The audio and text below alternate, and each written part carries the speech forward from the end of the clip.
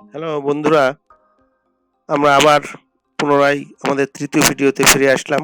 Microsoft অ্যাক্সেসে ঢুকলাম। দেখেন, ঢুকে ফর্ম 1-এ ডিজাইন ভিউতে আসলাম। ডিজাইন ভিউতে এসে দেখেন, ডিজাইন ভিউতে পেজ 1 আছে, পেজ 2তে কিছু কাজ আছে। কাজটা শেষ করে দেখেন পেজ 2 একটা বাটন তৈরি করে সেভ বাটন।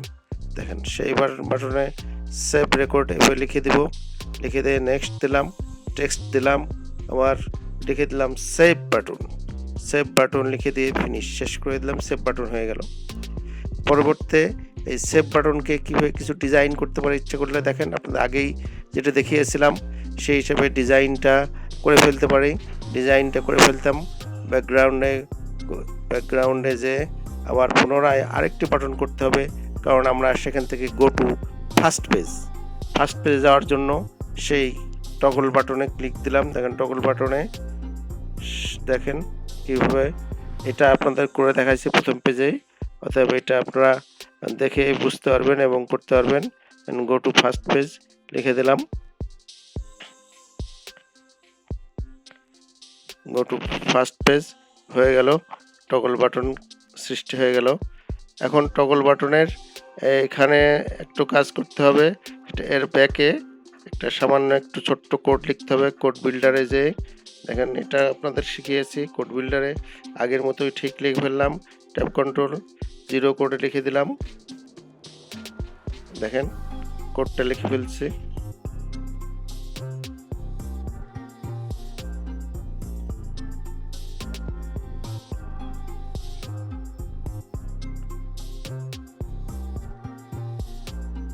কোড লেখা শেষ হয়ে গেল। এখান থেকে বের হয়ে আসলাম। এখন আমাদের এই গো টু ফার্স্ট পেজ এই অটোমেটিক কাজ করবে। এখন ফার্স্ট পেজে যে আমরা ফার্স্ট পেজে এখানে যখন আমরা নতুন একটা রেকর্ড এন্ট্রি দিতে যাব, তখন আগের রেকর্ডটাই এখানে দেখা যাবে। সেই কারণে আগের রেকর্ড দেখার ফলে আমরা আগের রেকর্ডটাকে যদি আমরা এডিট এখানে বলি যে অ্যাড নিউ রেকর্ড, তাহলে আগের রেকর্ডটা মুছতে আবার নতুন রেকর্ড এন্ট্রি দেওয়ার জন্য জায়গাটা একেবারে খালি হয়ে যাবে। দেখেন অ্যাড রেকর্ড কীভাবে, ঠিক একইভাবে যেভাবে সেভ বাটন করছিলাম তৈরি, অ্যাড রেকর্ডের বাটনও ঠিক ওইভাবেই তৈরি করে ফেললাম। দেখেন ফিনিশ দিয়ে দিলাম। এই যে অ্যাড নিউ রেকর্ডে ক্লিক দিলে এখন ওই জায়গাটা ক্লিয়ার হয়ে যাবে এন্ট্রি দেওয়ার।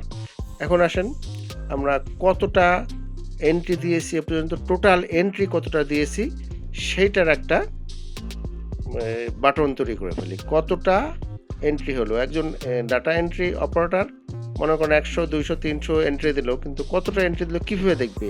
এই বাটনের মাধ্যমে আমরা দেখব যে টোটাল ডাটা এন্ট্রি কতটা হয়েছে সেটা এইটার মাধ্যমে দেখা যাবে। দেখেন এখানে আমরা একটু ব্যাকগ্রাউন্ড কালারটাকে চেঞ্জ করে দিতে পারি। দেখেন চেঞ্জ করে দিলাম টোটাল রেকর্ডের এখানে।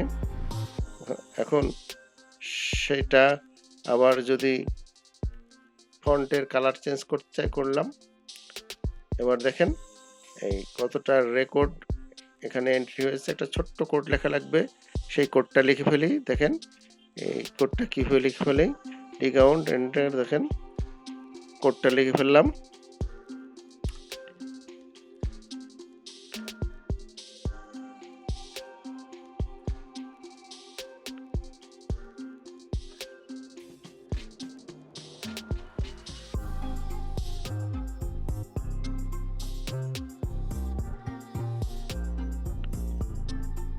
কোডটা লেখা হয়ে গেল। এখন এটাকে একটু সুন্দর করে সাজিয়ে নিই টোটাল রেকর্ডটা, তার উপরে এটা নিয়ে এসে আমাদের সুবিধার্থে দেখেন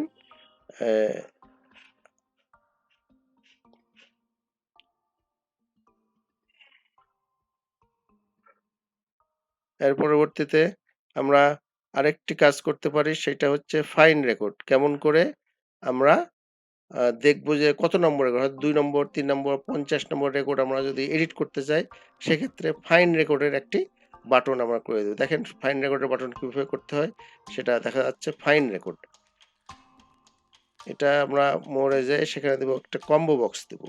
কম্বো বক্স দিলে দেখা যাবে যে এখানে কতটি মানে কোন নম্বর রেকর্ডে আমরা যেতে চাই সেটা তখন এভাবে তৈরি করা যায়। দেখেন আইডিকে দিয়ে আমরা তৈরি করে দিলাম।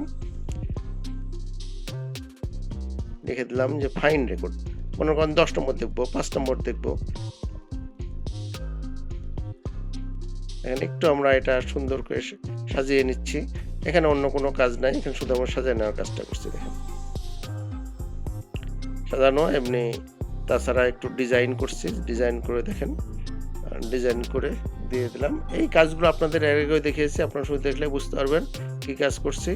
তা আমার এই ছোট্ট ভিডিও দেখে আপনাদের যদি কোনো উপকারে লেগে থাকে তাহলে অবশ্যই একটু সাবস্ক্রাইব করবেন।